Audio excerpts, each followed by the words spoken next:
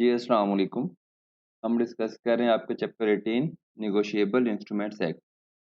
आज की हमने जो डिस्कशंस करनी है वो है promissory note and bill of exchange. हमने फिर इनके क्या करना है, एसेंशियल्स को भी डिस्कस करना है। ये प्रॉमिसरी नोट क्या है, हम पहले इसको डिस्कस कर चुके हैं। अब आज इसको हम डिटेल में डिस्कस करते हैं। प्रॉमिसरी नोट एक रिटर्न डॉक्यूमेंट है जिसमें एक पार्टी प्रॉमिस करती है कि मैंने इतने पैसे सेकंड पार्टी को पे करने हैं, जो कि मैं इस डेट को पे करूंगा। A promissory note is an instrument in writing containing an unconditional undertaking signed by the maker. जो बना रहा होता है वही क्या करता है, इसको साइन करता है टू पे ऑन डिमांड और एट ए फिक्स्ड और determinable future time a certain sum of money only or to the order of a certain person or to the bearer of the instrument। हम ये सारी terms को पढ़ चुके हैं कि बियरर इंस्ट्रूमेंट क्या होते हैं, ऑर्डर इंस्ट्रूमेंट क्या होता है, इसलिए हम इसको दोबारा यहाँ पर एक्सप्लेन करने की ज़रूरत नहीं है। अगर हम इन शॉर्ट कहें तो प्रोमिसरी नोट में एक पर्सन जो कि क्या होता है, जिसने लोन लिया होता है, जिसने मनी बोरो की होती है, वो एक प्रॉमिस के तौर पर एक इंस्ट्रूमेंट इशू करता है, रिटर्न फॉर्म में इंस्ट्रूमेंट देता है, जिसमें वो कमिटमेंट करता है, अंडरटेकिंग लेता है कि मैं आपको इतनी पेमेंट इस डेट पे आपको या आपके किसी पर्सन को जिसको आप मुझे ऑर्डर करें उसको मैं पे करूंगा। और ये जो पेमेंट होगी ये क्या होगी, सर्टन सम ऑफ मनी होनी चाहिए। और उसके अलावा ये जो आप यहाँ पर टाइम पीरियड है ये डिटर्मिनेबल फ्यूचर टाइम होना चाहिए, ना कि ये अनसर्टन टाइम होना चाहिए। हम आगे जाके इनके इंस्ट्रूमेंट्स, हम इसके एसेंशियल्स को डिस्कस करेंगे। मैं यहाँ पर आपको एसेंशियल्स डेफिनेशन में भी बता सकता हूँ। पहली बात वो कर रहा है कि इन राइटिंग, जी आपका जो ये इंस्ट्रूमेंट होना चाहिए इन राइटिंग होना चाहिए, कंटेनिंग एन अनकंडीशनल अंडरटेकिंग। मतलब क्या है कि आपका यहाँ पर क्या होना चाहिए, प्रॉमिस होना चाहिए, कमिटमेंट होनी चाहिए। और ये किसको साइन करना चाहिए, साइंड बाय द मेकर। इस इंस्ट्रूमेंट को जो बंदा बना रहा है वही क्या करेगा, साइन करेगा। ये जो पेबल ऑन डिमांड होगा या फिक्स टाइम पे होगा या डिटर्मिनेबल फ्यूचर टाइम पीरियड, हम इसको कह सकते हैं कि certain time period and certain sum of money to the order of certain person और to the bearer of the instrument. ये आपके क्या हैं, सारे के सारे एसेंशियल्स ऑफ प्रोमिसरी नोट भी हैं। इसकी एक आसान सी डेफिनेशन भी है, a promissory note is a financial instrument that contains a written promise by one party to pay another party a definite sum of money either on demand or at a specified future date। इसमें मैंने पहले ही बताया कि एक party जो दूसरी party को payment का क्या करती है, प्रॉमिस करती है किसी फ्यूचर डेट में एक सर्टेन सम ऑफ मनी। अब प्रॉमिसरी नोट में टोटल कितनी पार्टीज होती हैं, एक होती है पार्टी मेकर। ये वो पार्टी होती है जो प्रॉमिसरी नोट को बना रही होती है और प्रॉमिस कर रही होती है कि मैं क्या करूंगी, आपको पेमेंट करूंगी। ये सेकंड पार्टी को पेमेंट करने की जो प्रॉमिस कर रही होती है वो क्या होती है, उसको हम क्या कहते हैं, मेकर कहते हैं। तो हम क्या कह सकते हैं कि जो प्रॉमिसरी नोट है ये कौन सी पार्टी बनाती है, वो पार्टी जिसने पेमेंट करनी होती है। एंड पे कौन है यहाँ पर, it is a person to whom the amount of promissory note is payable। मतलब यह है कि जिसको promissory note इशू किया जा रहा है, जिसके लिए बनाया जा रहा है, उसको हम क्या कहेंगे, पे कहेंगे। जिसके साथ प्रॉमिस किया जा रहा है कि उसको क्या क्या होगा, फ्यूचर में किसी सर्टन टाइम पे सर्टन सम ऑफ मनी क्या होगी, पेमेंट रिसीव होगी। जी, आपके एसेंशियल्स कौन-कौन से हैं प्रॉमिसरी नोट के? जैसे मैंने आपको डेफिनेशन में से भी क्या किया था, देख के बताया था। Promissory note must be in writing. हम देख सकते हैं हमारे पास फॉर्मेट है सैंपल, ये क्या है, राइट रिटन फॉर्म में है। प्रॉमिस टू पे, जी हम देखते हैं in Mr ABC, I Mr ABC make commitment to pay X Y Z company. ठीक है जी। डेफिनेट एंड अनकंडीशनल, जहाँ पर कोई कंडीशन नहीं है, वो कह रहा है कि मैं कमिटमेंट कर रहा हूँ कि मैंने पेमेंट करनी है, सम ऑफ इतने डॉलर्स, डॉलर तो बाद में मेंशन कर सकते हैं। The payment is to be made in the form of 200 equal payments at the interest of etcetera and यहाँ पर उन्होंने ब्लैंक दिया अमाउंट की सर्टन सम ऑफ मनी के लिए।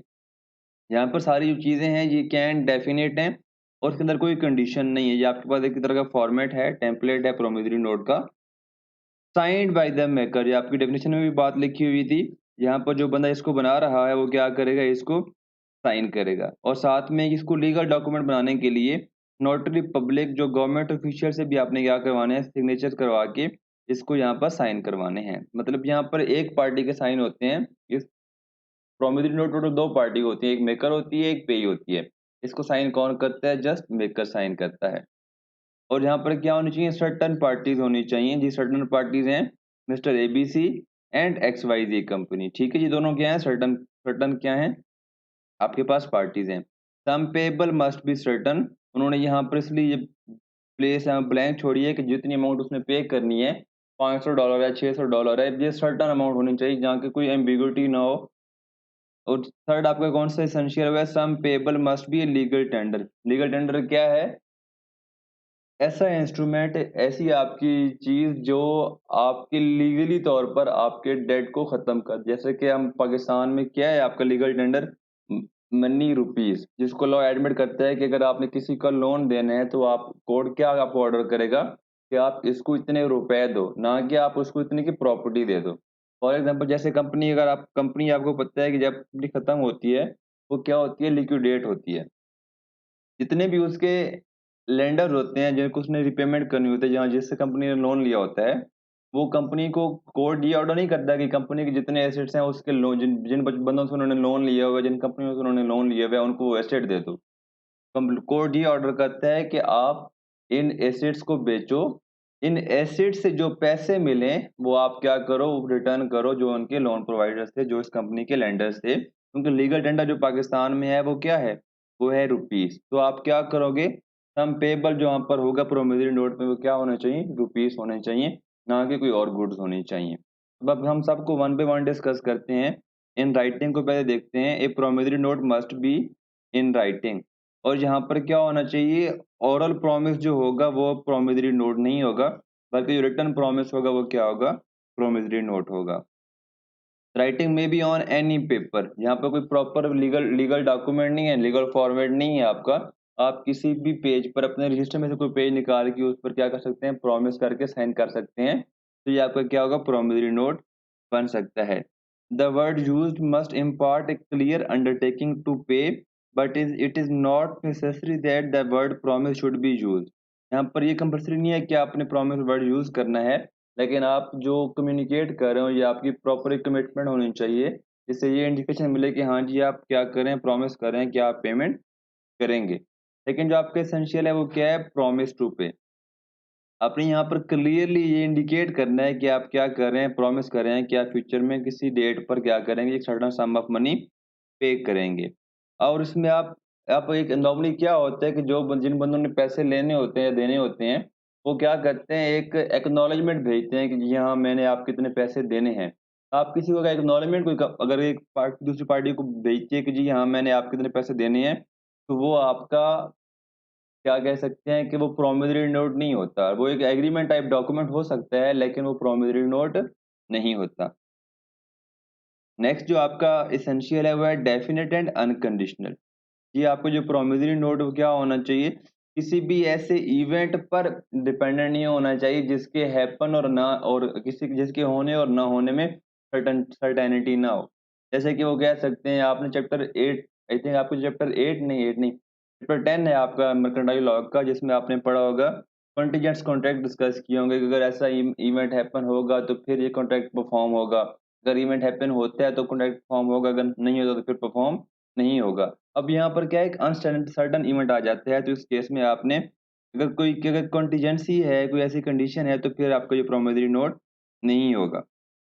अगर कोई इंस्ट्रूमेंट ऐसा है जिसके अंदर कंडीशनल प्रॉमिस है, तो फिर वो क्या होगा? वैलिड प्रॉमिसरी नोट नहीं है, वो आप उसको कर सकते हैं। लेकिन कुछ एक्सेप्शंस हैं इस रूल के अंदर, जिसमें आप कह सकते हैं कि ये कंडीशन नहीं है। बट ए प्रॉमिस टू पे is not conditional if the amount is made payable eight a particular place. अब यहाँ पर कंडीशन है, लेकिन ये पार्टिकुलर प्लेस है, सर्टन चीज है, इसलिए यहाँ पर कोई एक्सेप्शन में डाला गया है। और आफ्टर ए स्पेसिफाइड पीरियड, अगर वो टाइम पीरियड डिफाइन कर देते हैं कि जी 6 मंथ के बाद हम आपको पेमेंट करेंगे, तो ये भी क्या है? एक एक्सेप्शन है यहाँ पर।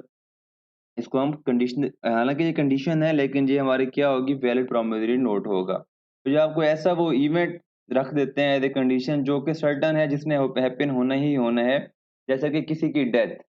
वो कह सकते हैं कि मिस्टर ए की डेथ पे हम आपको ये पैसे क्या कर देंगे, रिटर्न कर देंगे। अब मिस्टर ए कल भी मर सकता है, 100 साल बाद भी मर सकता है, 200 साल भी बाद भी मर सकता है। लेकिन उसकी जो डेथ है वो एक सर्टेन इवेंट है, इसलिए उसको भी क्या किया गया है, एक्सेप्शन में इंक्लूड किया गया है। ये साइन्ड बाय द मेकर, जो पर्सन प्रॉमिस कर रहा है, जो बना रहा है, वो क्या करेगा, आपके प्रॉमिसरी नोट को साइन करेगा। और आपकी की जो पार्टीज़ हैं वो क्या होनी चाहिए, सर्टेन पार्टीज़ होनी चाहिए कि कौन मेकर है और कौन यहाँ पर इस इंस्ट्रूमेंट के अंदर कौन है, पेयी है। अगर एम्बिग्यूटी है, ये बात क्लियर नहीं है कि प्रॉमिस कौन कर रहा है और पेमेंट किसको मिलनी है, तो ये आपका प्रॉमिसरी नोट नहीं होगा। सम पेएबल मस्ट बी सर्टेन, कि जितनी अमाउंट आपने जो पे करनी है, जो आपकी अमाउंट आपकी लायबिलिटी है, जो बंदा प्रॉमिस कर रहा है कि मैं इतनी अमाउंट पे करूँगा, वो सर्टेन होनी चाहिए ताकि कोई एम्बिग्यूटी ना हो। अगर ₹500 हैं तो वो 500 रुपीज़ 500 कंप्लीट लिखे। अगर 510 हैं तो एंड वो ये ना कहे कि 500 एंड मोर, 500 प्लस लिख दे, तो यहाँ पर क्या है, ये क्लियर नहीं है, सर्टेन अमाउंट नहीं है। अगर 501 है तो वो 501 लिखे, वरना ये ना लिखे कि 500 प्लस, यहाँ पर क्या हो जाती है, आपकी एम्बिग्यूटी हो जाती है, अमाउंट सर्टेन नहीं होती। ये नेक्स्ट जो आपका लास्ट एसेंशियल है, sum payable must be legal tender, a promise to pay a certain amount of foreign और to deliver a certain quantity of goods is not a promissory note. क्योंकि ये पाकिस्तान में लीगल टेंडर नहीं है। अब legal tender होता क्या चीज़ है? Legal tender is a form of money that courts of law are required to recognise as satisfactory payment for any monetary debts. तो आपके यहाँ पर पाकिस्तान में लीगल टेंडर क्या है? रुपीस, पैसा आपका क्या है, लीगल टेंडर है पाकिस्तान में। तो अगर आप यहाँ पर इसलिए यही कह रहे हैं कि जो प्रॉमिसरी नोट के अंदर जो आप certain some of money payable की बात कर रहे हैं, वो क्या होना चाहिए, रुपीस होना चाहिए, ना कोई गुड्स होनी चाहिए। ये क्या था, आपका प्रॉमिसरी नोट था। अब हम डिस्कस करते हैं बिल ऑफ एक्सचेंज क्या होता है। आपने देखा कि प्रॉमिसरी नोट क्या होता है, एक प्रॉमिस होता है जिसमें एक पार्टी प्रॉमिस कर रही होती है कि मैंने दूसरी पार्टी को इतने पैसे पे करने हैं और ये पैसे मैं इस डेट पे इस बंदे को या इस बंदे के किसी ऑर्डर किए हुए बंदे को क्या करूँगा, पे करूँगा। लेकिन जो बिल ऑफ एक्सचेंज क्या होता है, एक रिटर्न ऑर्डर होता है। A return order to a person requiring them to make a specified payment to the signatory और to a name pay a promissory sorry ये बिल ऑफ एक्सचेंज। अब bill of exchange क्या होता है, जिसमें एक पार्टी है ए, ये सेकंड पार्टी को क्या कर रही होती है, ऑर्डर कर रही होती है कि आपने मुझे पेमेंट करनी है, कि आपने इस डेट पे मुझे या मेरे किसी ऐसे बंदे को पेमेंट करनी है जिसको मैं क्या कहूँ, आपके पास भेजूँ कि वो आपसे पेमेंट ले जाए। A bill of exchange is an instrument in writing containing an unconditional order signed by the maker directing a certain person to pay on demand or at a fixed or determinable future time a certain sum of money only to the order of a certain person और to the bearer of the instrument. जी हम देखें तो अगर difference करें promissory note का and bill of exchange का, promissory note क्या था, वो एक प्रॉमिस टू पे सम अमाउंट ऑफ मनी थी। यहाँ पर है कि आप किसी पार्टी को ऑर्डर कर रहे हैं कि वो आपको पेमेंट करे, या आपके किसी ऑर्डर पर्सन को क्या करे, वो पेमेंट करे। अब यहाँ पर पार्टीज बिल ऑफ एक्सचेंज के अंदर 3 पार्टीज होती हैं। इसमें एक पार्टी है ड्रॉर, ये वो पर्सन है जो बिल ऑफ एक्सचेंज क्या कर रहा है, लिखकर ऑर्डर दे रहा है। It is a person who draws a bill of exchange. Drawer कौन है? It is a person who is ordered to pay the amount of bill of exchange. ये जिस बंदे ने पेमेंट करने हैं, जिस बंदे को ये ऑर्डर दिया जा रहा है कि आपने ये पेमेंट करनी है, आप क्या उसको हम क्या कहते हैं, ड्राई कहते हैं। लेकिन आपको पता है कि जो बिल ऑफ एक्सचेंज है इसको 2 पार्टी साइन करते हैं। एक ड्रॉअर जो जिस बंदे ने क्या किया, ये बिल ऑफ एक्सचेंज इश्यू किया है, और दूसरा पार्टी कौन सी है, जिस पार्टी को ये बिल ऑफ एक्सचेंज इश्यू करके भेजा गया है, वो एक्सेप्ट करेगा कि जी आपने जो ऑर्डर दिया है मैं उसको एक्सेप्ट कर रहा हूँ, और जिस डेट पे आपने कहा है पेमेंट करने का, मैं उस डेट पे क्या कर दूंगा, पेमेंट कर दूंगा। तो ड्रॉई जिसको ये बिल ऑफ एक्सचेंज इश्यू किया जा रहा है, जिस पार्टी को, उसको हम क्या कहते हैं, ड्रॉई कहते हैं।